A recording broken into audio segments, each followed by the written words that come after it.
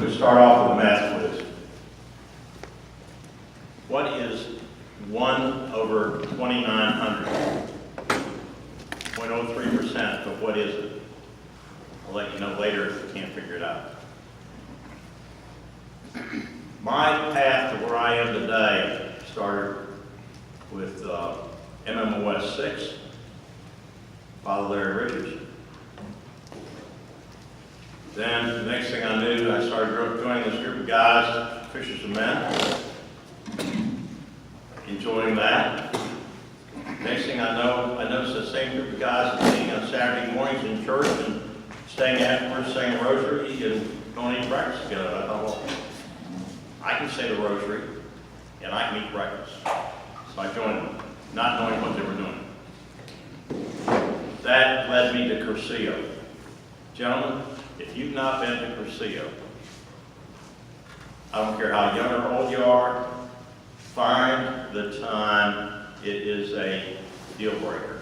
It is the best thing you can do for yourself, for everybody around you, for your wife, for your kids. It's the best thing you can do. I want you to consider today, the world today. You can't pick up the newspaper, you can't listen to the TV, you can't anything. And it seems to get worse every time I turn around, because I wrote some of this 2 years ago, and I'm thinking about TV and newspaper today and everything that's going on today. It may be 10 times worse than it was.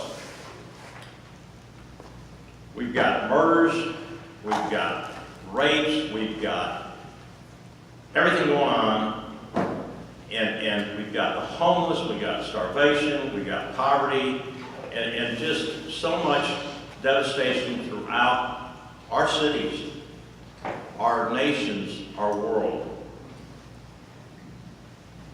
And you know, it didn't used to be this way. We didn't used to worry about saying God's name any place. We took God out of our lives, God out of our society, and things have gone downhill. That young man who pulls out a gun and shoots somebody, if he truly believed in God, there's no way he could do that. We've got to get God back in our life. Our church isn't a building. Our church is a body of people. It doesn't matter about the bricks and mortar. It matters about the people.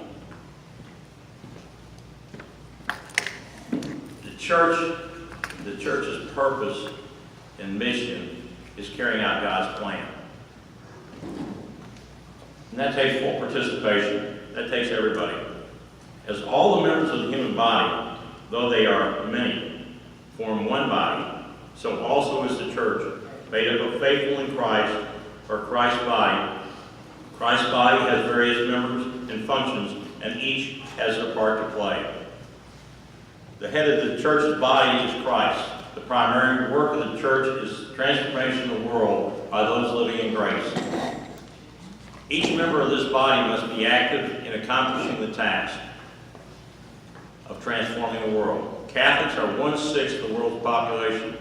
That means each one of us has a responsibility for making our mark on at least 50 to 100 other people. Think of it. If we're going to transform the world, we can't just hang out with our buddies. We got to step up. And I don't mean standing on the street corner preaching. I mean by your actions out in public all day long, every day. Whether you're in a grocery store, whether you're at Target, whether you're at the football stadium, whether you're playing golf, or if you're at the bar drinking with your buddies. You got to make a difference. The mission of the church is to evangelize. The church evangelizes when its members seek, through the power of God's word, to share Christ with others. We don't even need to open our mouths to show Christ to all around us. Attitude can change the hearts of those around us. We have clergy, and even though they are called to go out into the world with the gospel, their most important role is to bring us the sacraments. Without the sacraments, we don't have the grace it takes us to do our job as laity. The laity, then we have laity who are in receiving God's grace, are go into the world and transform the world by bringing others to God's grace. We added here a little bit on where I have gone with this. Just a small example. Father Jolly came to the parish a little over a year ago. He had 3 masses at 6:15 that first week he was here, and I was the altar server. And we get in the sacristy after Saturday's mass, and he says, "We're going to change all this." I'm going to change what? How are we going to change mass? He says, "I want 2 altar servers at each mass. I want them different each day. And I want you to take care of it." Okay? I'm going, where in the heck am I going to find altar servers? Well, let me tell you, we've got 16 that serve at 6:15 Mass. We've got 12 regulars and 4 alternates that serve at 6:15 Mass every day. His little suggestion to push out and bring in. So I've unlocked the church for about 8 years, Sunday through Saturday, here every day. And I had hip surgery back in February. And I thought, keepers of the keys. So I got 10 guys that rotate and alternate and unlock the church now every day. I do it 1 day a week. Scotty and Rayford trade out on Tuesdays, so on and so forth. We have to get everybody involved in what we're doing in the church. The more they get involved in what we're doing in the church, the more they're going to go out and get involved in the world around them. Going back to what I got here. To be this person, we need grace, without which we have spiritual starvation. Each of us receives grace as we progress through our early years through the sacraments. Each of the sacraments brings us the grace we need to make it through each day. Baptism, confession, Eucharist, confirmation, matrimony, holy orders, rites of the sick. All these sacraments provide us with the grace of God to handle all He expects of us. Of course, we receive none of it without our clergy. You know, with all that I've been through in the last 6 or 7 years, and the more I've progressed, the more readings I've done, the more I've learned. And one of the things I learned was the Spirit of Christ in you. And John Newman, Cardinal John Hendry Newman, wrote a prayer. I'm going to read it to you, because I read this prayer every morning. It reminds me each day to what I am and who I'm supposed to be. Dear Jesus, help me to spread your fragrance wherever I go. Flood my soul with your spirit and life. Penetrate and possess my whole being so utterly that my life may only be a radiance of yours. Shine through me and be so in me that every soul I come in contact with may feel your presence in my soul. Let them look up and see no longer me, but only Jesus. Stay with me, and then I shall begin to shine as you shine, so to shine as to be a light to others. The light of Jesus will be all from you, none of it will be mine. It will be you shining on others through me. Let me thus praise you the way you love best, by shining on those around me. Let me preach you without preaching, not by my words, but by my example. I say that prayer every morning. And it helps remind me. If I didn't do it every morning, I'm afraid after a few days I might back up. But that helps keep me in focus. The specific mission of the layperson, the consecration of the world depends on the layperson. That is to personify Christ in all circumstances of life. Church, family, work, and play. That comes from Pope Pius XII. And the reason why I say that again is I've just started a little mission of my own here recently. I like beer. You like wine too. I like wine, but I like beer better, okay? I'm a beer drinker. And I like Yingling Light, okay? And Brookhaven Pub has Yingling Light. I get off work about 4 o'clock in the afternoon. My wife doesn't get off work until about 6. So I decided I'd go by Brookhaven. I knew a couple guys up there. I go by Brookhaven, have a beer or two now and then. After a few weeks of doing that, not every night, but after a few weeks of doing that, I realized that there was about 30 or 40 different men that kind of come and go in that 4 to 6 period of time. And over 50% of them are brothers' boys. A number of them fall away Catholics. Okay? So, I've been doing a little evangelizing.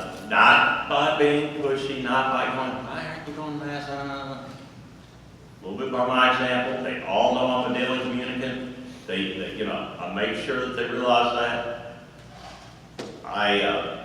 One of the guys comes in one day and he's got a bandage from here to here on his face. I go, Sam, what's going on? Cancer. Going on.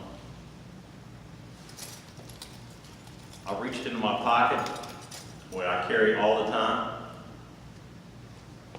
Coin, St. Peregrine, patron saint for cancer. I handed him the coin. I took out my phone. I added to my list my St. Peregrine's prayer that I say every day. He was blown away. He said, I was raised Catholic. He said, I don't go to church anymore. He comes in a couple days later. I was telling my girlfriend about what you did. She was just overwhelmed. This is by just going by a bar and having a beer or two now and then, okay? I mean, these are the kinds of things that we can all do. Another time, it came up that I was the president of Blue Street. So, one of the guys, remember this parish? Can't think of his name because I don't have a brain. I save a lot. This is what happens when you get 72 guys. You can't remember things. He found out. He says, what's Blue Street? He had never heard. So I started explaining to him. And I said, but we've changed the mission statement. This is something a lot of you don't even know. Blue Street was to raise scholarship funds for the Jubilee Schools. Well, the Jubilee Schools are going away.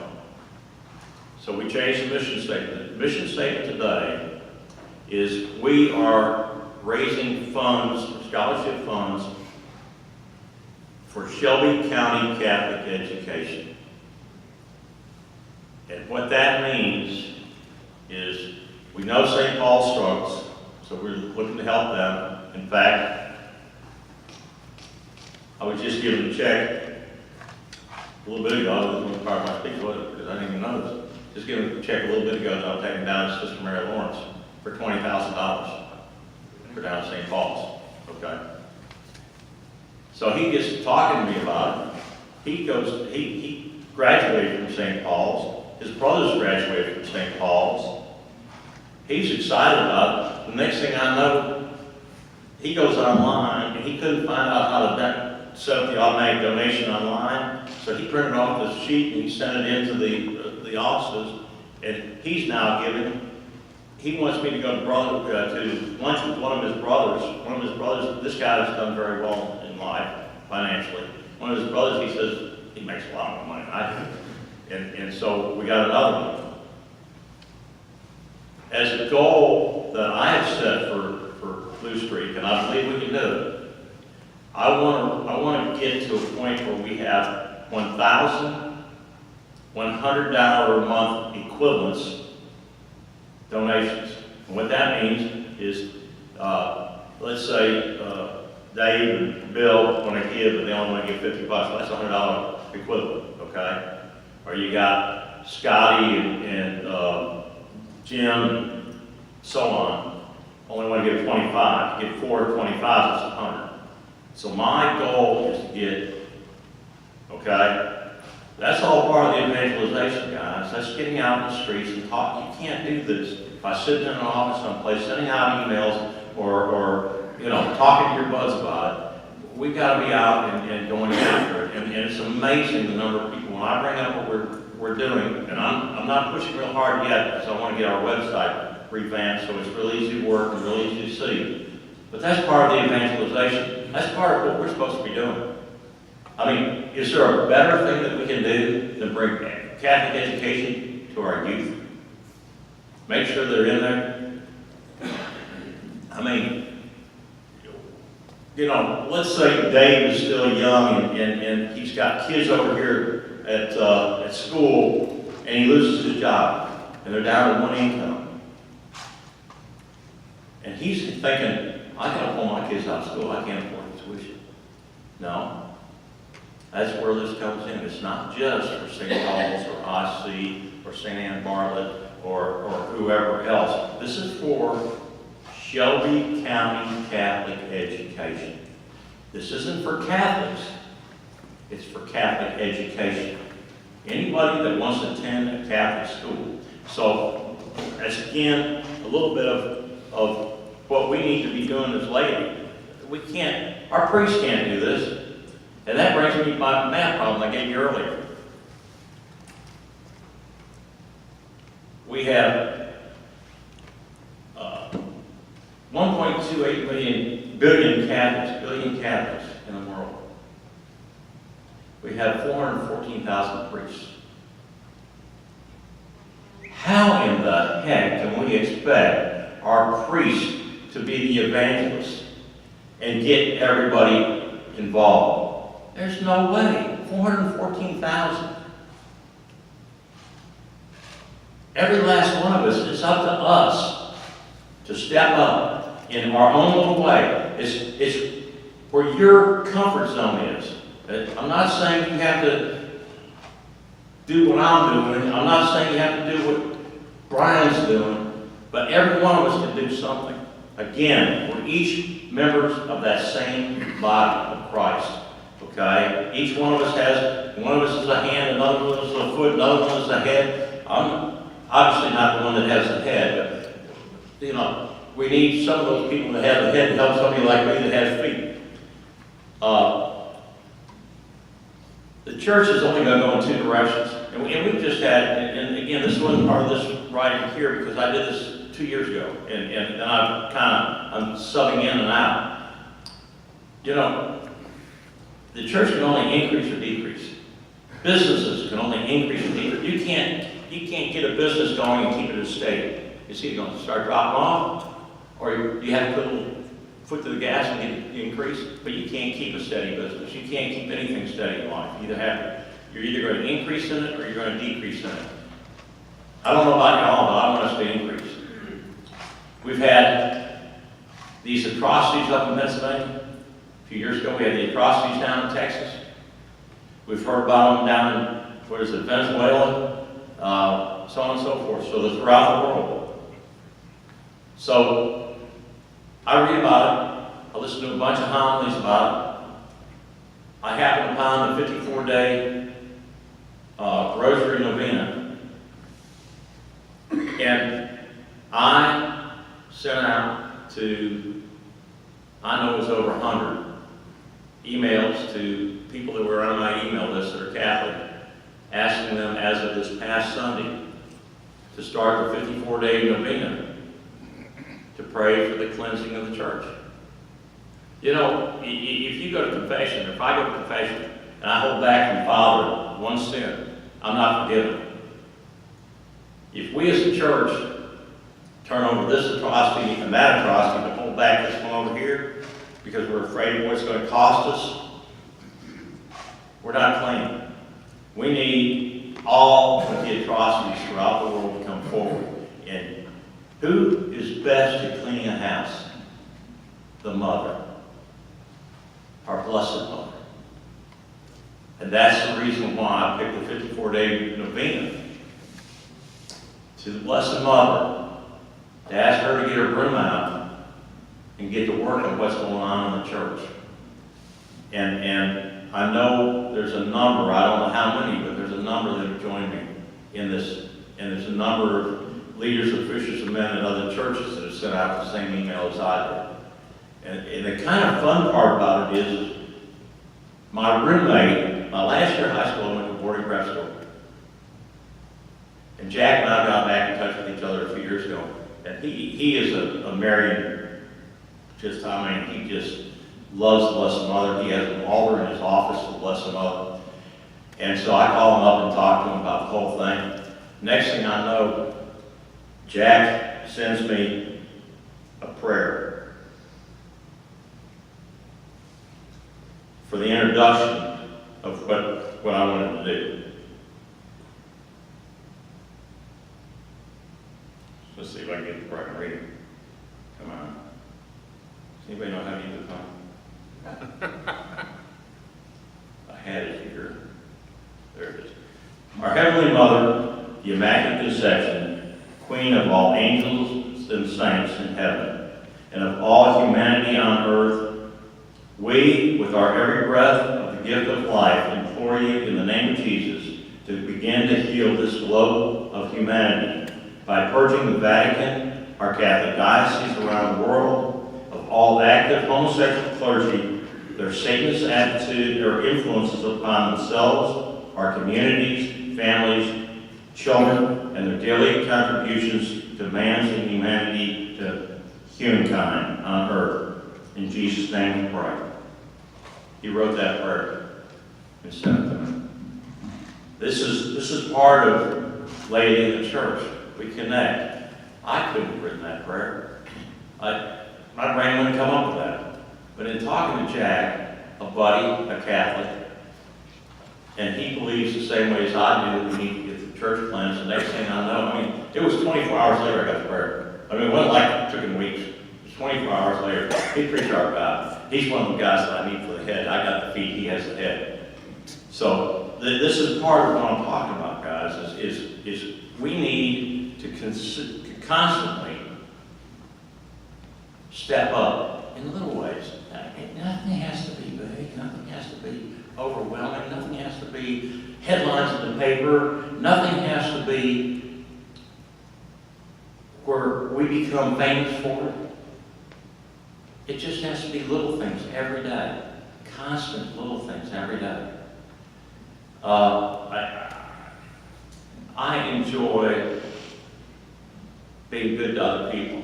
And I was in line in a grocery store a few years ago, and this black couple in front, or black family in front of me, not couple, it's a grandmother, mother, and daughter. We're in line, and I saw her pull out her wallet to pay for her groceries. And I could see she just really didn't have a whole lot of money, and the wallet was scruffy like it had been through everything. They were all neat and clean, but you could tell there wasn't a whole lot of money there. And I took my credit card and swiped it before she got a chance to pay it. That woman had tears in her eyes.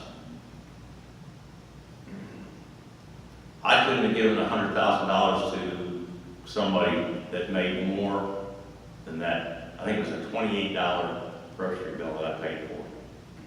It meant all little things, guys. It's not big things, it's little things. That family walked out of there and they knew that guy was a good guy. They saw Christ at that particular moment. And I'm not always Christ, but every once in a while, just every once in a while, I kind of come forward. So these are the kind of things that I'm talking about. I'm sorting through these because, again, as I say, I wrote this a long time ago, and not all of it did I want to come up with.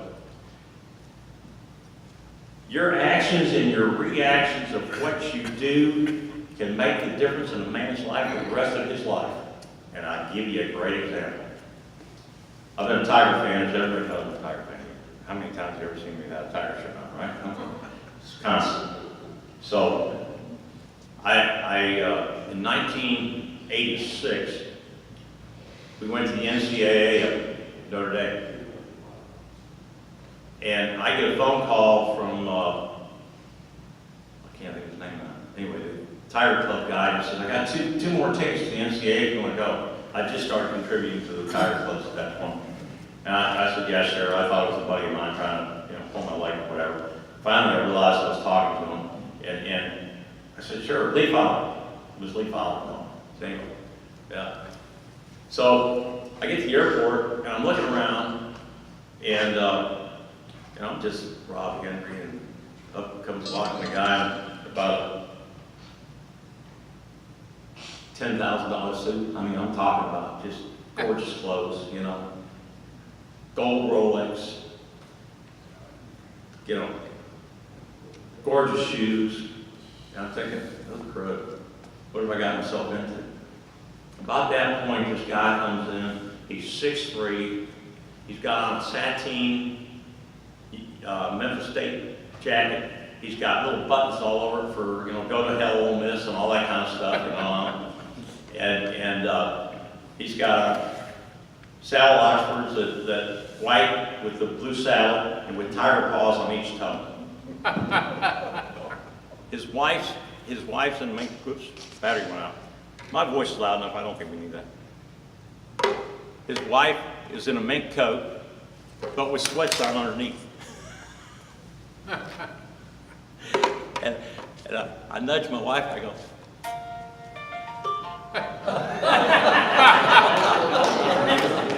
He's spoiling you. I think that's the wrap it up call there. No, not quite. So anyway, I nudged my wife. I said, "This is somebody maybe we want to." So we start talking to him, and he's got this whole roll of tiger paws, and he's putting on everything. I mean, he's got, and he just, you can see he just crazy as all get out. Rob Hendry, he was Rami Hammond. RH. So we ended up being on a plane together. We ended up having hotel rooms next to each other. So that night, we go out, we go down to the lobby, find out a good restaurant. They recommend this restaurant. What kind of clothing, whatever you got on is fine. So he's in jeans, I'm in a warm-up. My wife's in a warm-up, Gay's in her sweats and mink coat, better known as Fluff. And we get to this restaurant, and we look inside. This woman meets us at the door in a full-length gown. And I look in the restaurant, there's not a soul in there without a coat and tie. And this woman's and Rami's just carrying on. I don't know if any of you know Rami Hammond or knew Rami Hammond. He could carry on a bunch of mess at all times. He was more fun to be around. And he's got this woman laughing and everything. And I wander down the hallway, and there's a little private dining room down the hallway that's just got 2 tables in it. I come back up, and I said, what you had a fireplace in there. It was snowing outside, so it was really kind of nice and cozy and all. So we ended up going down there, and from that point on, I went on road trips with the Tigers with Rami Hammond. Well, Rami Hammond was a daily communicant. I was gone from the church at the time. I left the church for 25 years. And so after 1 or 2 trips, I started going to church with Rami. I'm back in the church, guys. He never said a word. He never said, why aren't you going? You're Catholic, you should be going to church with me. He never said a word.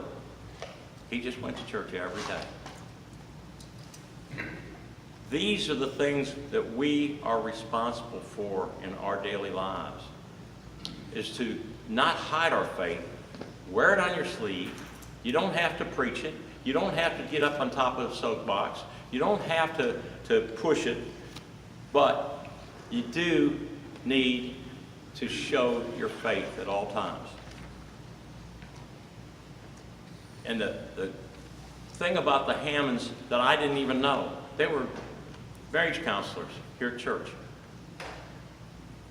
Every couple that got married going through Rami's and Gay's deal, he got in touch with on their anniversary every year.